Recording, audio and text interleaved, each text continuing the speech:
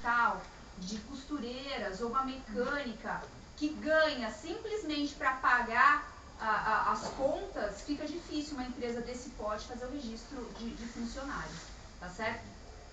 Isso é importante a gente parar para pensar, porque se o nosso governo, a União, a Prefeitura, enfim, melhorassem as condições das empresas, condições que eu digo em relação à tributação, diminuísse um pouco a tributação, talvez tivéssemos menos funcionários trabalhando sem registro. E agora, que em outubro a gente vai votar, não sou partidária de A, de B ou de C, mas é interessante a gente parar para pensar, não votar simplesmente um candidato porque é legal, porque ele faz graça ou qualquer coisa do tipo, mas ver efetivamente quais são as propostas e se a coisa vai fluir, porque do jeito que está, pode piorar e a gente tem que tentar fazer a coisa andar de verdade. Vamos lá. O que está acontecendo hoje em dia?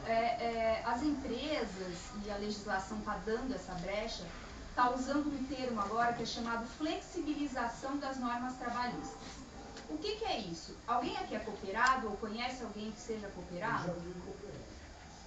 Temos cooperativas, temos contratos de trabalhos temporários, temos milhões de coisas que estão sendo feitas para flexibilizar a legislação trabalhista. Isso tudo porque, como eu disse, manter um funcionário registrado é muito caro.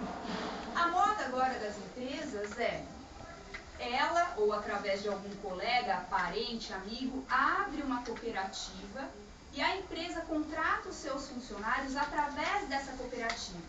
A cooperativa, ela não paga as verbas trabalhistas, porque cooperado não é empregado. E aí o que acontece? A empresa vai, por intermédio dessa cooperativa, contrata seus funcionários e, em tese, se isenta de todo e qualquer pagamento. Mas a cooperativa também tem o INSS. Só.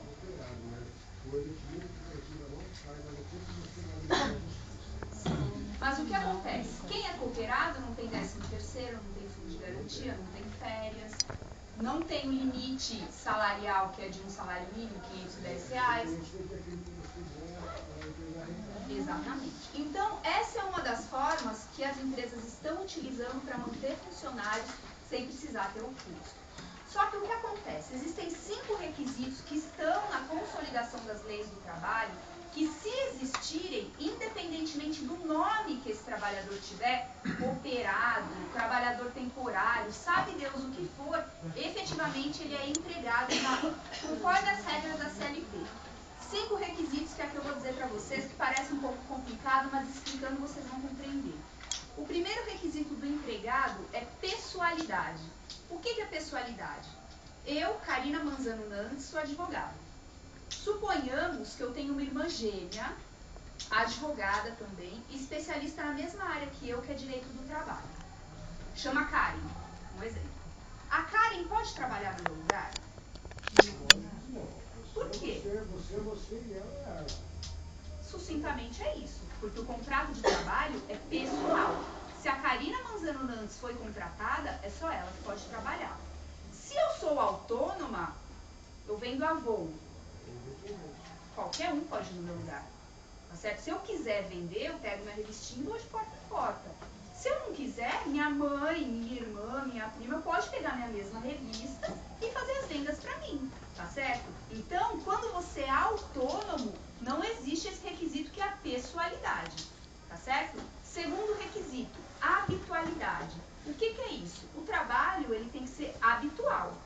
Ou de segunda a sexta, ou de segunda a sábado, ou na escala 4x2, 5x1, 6x2, 12x36, não importa a forma, o que importa é que ele seja habitual, tenha uma constância na prestação de serviços. Pergunta, uma faxineira que trabalha na minha casa há 8 anos, toda segunda-feira, isso é habitual ou não? Super habitual. Então, o segundo requisito, que é a habitualidade, está presente. Agora, se essa mesma faxineira que trabalha na minha casa há 8 anos, toda segunda-feira, mandar a prima dela, ela é minha empregada? Não. Já faltou o primeiro requisito, que é a pessoalidade. Tá certo? Se essa minha faxineira... Depois quando a gente trabalha numa firma assim, como operador, assim, ganha como ajudante. Tá errado, no caso do meu marido. Vamos fazer o seguinte, vamos deixar as perguntas para o final. Se vocês quiserem, vocês anotam, porque a gente já responde tudo de uma decorrer da explanação, a gente acaba respondendo alguma pergunta que exista. Pode ser? Então, vamos lá. Primeiro, pessoalidade. Segundo, habitualidade. Terceiro requisito, subordinação. O que é isso? Subordinação é receber ordens. Tá certo? Se eu sou autônomo, eu recebo ordem de alguém? Eu faço o que eu quiser. Se eu quiser trabalhar de segunda, eu trabalho. Se eu quiser trabalhar de domingo, eu trabalho o horário que eu quiser. Da forma que eu quiser. Agora, se eu for empregada de alguém, eu sou obrigada a receber ordens e cumpri-las. Também cumprir horário. Tá certo? Quem não é funcionário, quem não é empregado, não é subordinado. Tá bom? Quinto requisito. Quarto requisito. Eu tô fácil, né? Quinto falando quarto. Quarto requisito. Onerosidade. Quem trabalha para alguém, trabalha para receber dinheiro. Se você não recebe nada, é trabalho voluntário, é qualquer outra coisa, mas não é empregado na forma da CLT. Qual é o limite mínimo para as pessoas receberem de salário? O salário mínimo, tá certo? Que hoje é de R$510. Então, ninguém, com algumas exceções que a gente vai falar daqui a pouquinho, pode receber menos que um salário mínimo. Tá certo? A gente sabe que na prática, infelizmente, acontece, porque se a gente precisa trabalhar, precisa pagar aluguel, sustentar a família, água e luz, a gente acaba se submetendo e não vai discutir, porque senão perde a vaga. Mas, infelizmente, na prática acontece. E o quinto requisito, que é um nome feio, chamado alteridade. O que é alteridade? Para ficar mais fácil de vocês entenderem, eu vou dar um exemplo. Suponhamos que eu seja vendedora de uma loja de roupas. Chega uma pessoa, chega o Manuel lá, o Manuel é o caloteiro. Chega o Manuel lá e compra 10 calças jeans. Eu olho o Manuel engravatado e falo, esse cara não vai me dar um calote. Aí ele vai me dar um cheque de R$100, por exemplo, para pagar as calças. Aí minha chefe, a dona da loja, vai e deposita o cheque. O cheque volta sem provisão de fundos. É 11, né, Aline? A linha 11 sem provisão de fundos. Quem paga esse cheque? A loja ou eu, a vendedora? Eu acho que é a loja que tem que pagar. A vendedora ou a loja? Vamos lá. Quem dá mais? Vamos lá. É a Eu trabalho loja. como a quebra de caixa. Vamos lá. Depende.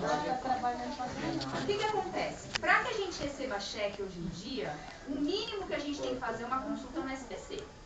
Para saber se a pessoa não tem outros cheques sem fundos. Tá certo? Então, se a minha chefe falou para mim, Karina, você pode receber cheque desde que você veja o RG, que você consulte no SPC, que você pegue algum documento com foto, alguma coisa assim, e eu tomei essas providências, e mesmo assim o cheque voltou, quem paga é a loja.